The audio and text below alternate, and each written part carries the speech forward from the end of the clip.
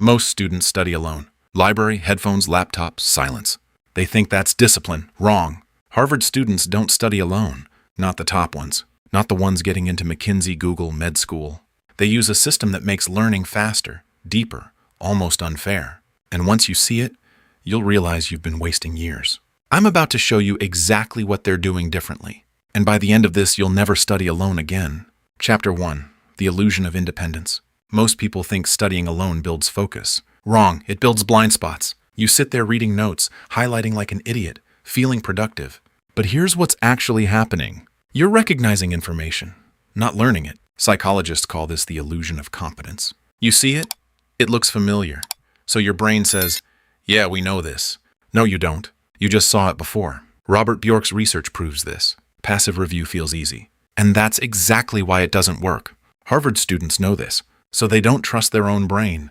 They outsource the pressure, study groups, but not the kind you're imagining. Not sitting around chatting? No. They turn studying into interrogation. You walk in. Someone asks you a question. Cold, no warning, explain glycolysis. Explain Keynesian economics. Explain this case study. You freeze. Good. That panic? That's learning. Because retrieval is the workout. Not reading, not highlighting, retrieval. And when you fail in front of others, your brain goes into overdrive. Neurochemicals spike. Attention locks in. Memory gets tagged as important. That's called desirable difficulty. And Harvard students manufacture it on purpose. But here's the problem, though. Even if you test yourself, you can still lie to yourself. You can avoid your weak areas. You can cheat. That's where the second advantage comes in. Chapter 2. Forced accountability. Most people think discipline comes from willpower. Wrong. Willpower is garbage. It runs out. You're motivated Monday. Dead by Wednesday. Harvard students don't rely on motivation. They build systems where failure is visible, public, embarrassing.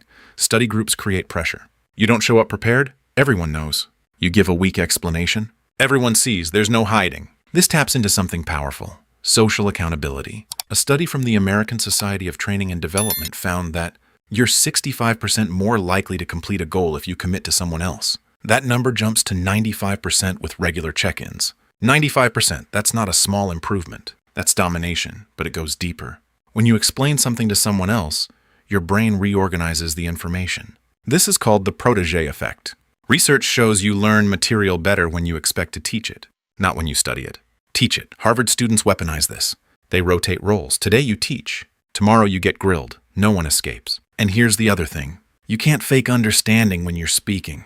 You either know it or you don't. But here's the thing, though. Even with accountability, most people still study too much. Too many sources, too much information. They drown. That's where the third advantage comes in. Chapter 3. Shared compression. Most people think more information equals better learning. Wrong. More information equals confusion, cognitive overload. Your brain can only handle a few items at once. 7, according to Miller's law.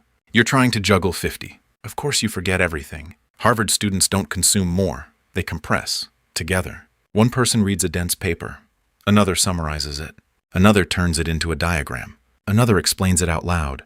They divide the cognitive load, then reconstruct it as a system. This is called collective intelligence. Groups outperform individuals on complex tasks, not because they're smarter, because they distribute thinking. You are trying to carry groceries in your arms.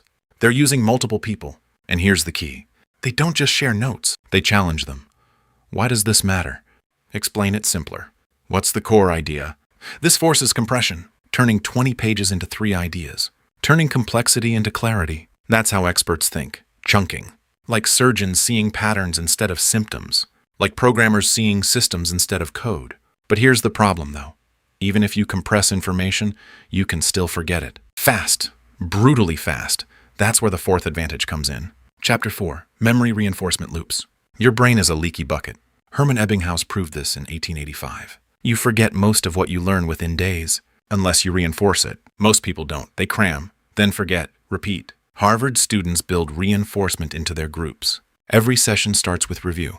Not passive, active recall. Someone asks, what did we cover last time? No notes, no hints. You struggle. Good. That struggle strengthens memory. Then they layer spaced repetition. Reviewing material at increasing intervals. Day 1, Day 3, Day 7, Day 14. This aligns perfectly with the forgetting curve. You review right before forgetting. Memory locks in. And here's the advantage of groups. You don't need an app. The group becomes the algorithm. People remind each other, quiz each other, correct each other. Constant feedback, constant retrieval, constant reinforcement.